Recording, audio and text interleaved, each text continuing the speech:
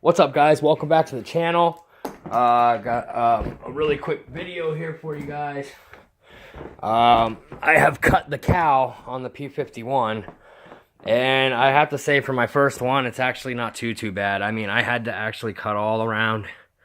You know, it fits in great. It's gonna fit great, especially when I touch it up with some fiberglass. It's gonna be great. I gotta put the I got some heat tape that's gonna go on the inside of it. I accidentally cut too much away here. Like I said, I'm going to fix that with, seeing how this thing is made out of fiberglass, I can add fiberglass to it. So, I got, you know, some ready mixed fiberglass stuff. It's like tiger hair. Man, I can add some thickness to it in places where I need to add some thickness to it. I'm also going to make little barriers, right? So right here is where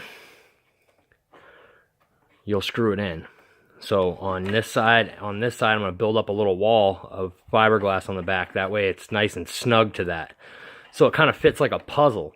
I'm going to do the same thing over here, and then all the rest of them, I'm going to build a little fiberglass up on each side. That way it just stays on there more secure. But it's definitely starting to look like a plane now that the cow's on. And I'm telling you right now, I didn't realize how big this engine was until I actually stuck it on here and started cutting the cow. It's got some size to her, guys.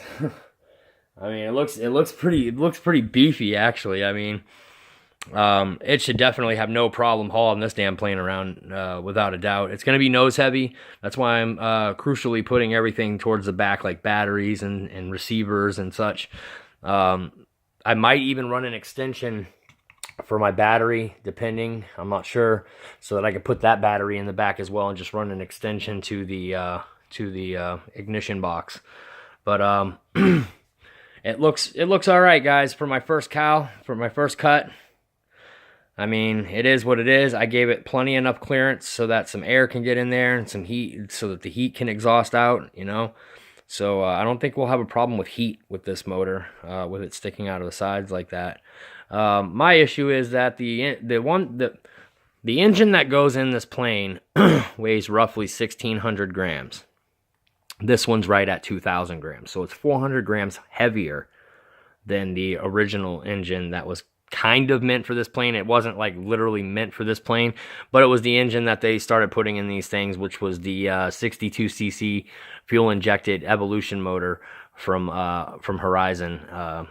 So basically, that was a single engine. That's a single piston. This is a twin. This is a twin engine. And it's got a ton more power than that thing as well. That engine, I can't remember what it was putting out for power, but this one takes the cake on that. It's got way more power than that engine ever thought about having. So it's just basically going to be getting the CG correct. Once it's done, I'm gonna get I know someone out there online that has something that I really adore, and it is an easy balancer. And I'm gonna purchase an easy balancer just specifically for this plane. But that'll be good to have with all my other planes where I'm not quite sure if my CG is correct on all of them. That easy balancer is going to give you the right CG every time. So I think I'll end up adding a few grams of tail weight to this, but not so much to where it's going to make it too heavy to fly. I don't think so. This engine's going to have too much power. It's a 70cc motor on a 1/5 scale warbird. Typically, you see 50cc, 60cc. You know, this is a big 70cc twin. It puts out a lot of power. It's going to be a different type of animal compared to what it would be if I had that Evolution motor on here. Not that I'm going to be cranking around and going as fast as I can at first, but when I get used to it and I get used to the power, it's going to be really fun buzzing the runway faster than anybody else at my airfield. It's going to be great. It's going to be great, you guys. So that's it, my first cow cutting. Like I said, I got to add some stuff to it. I messed up here. I gotta fill that in, make that straight across.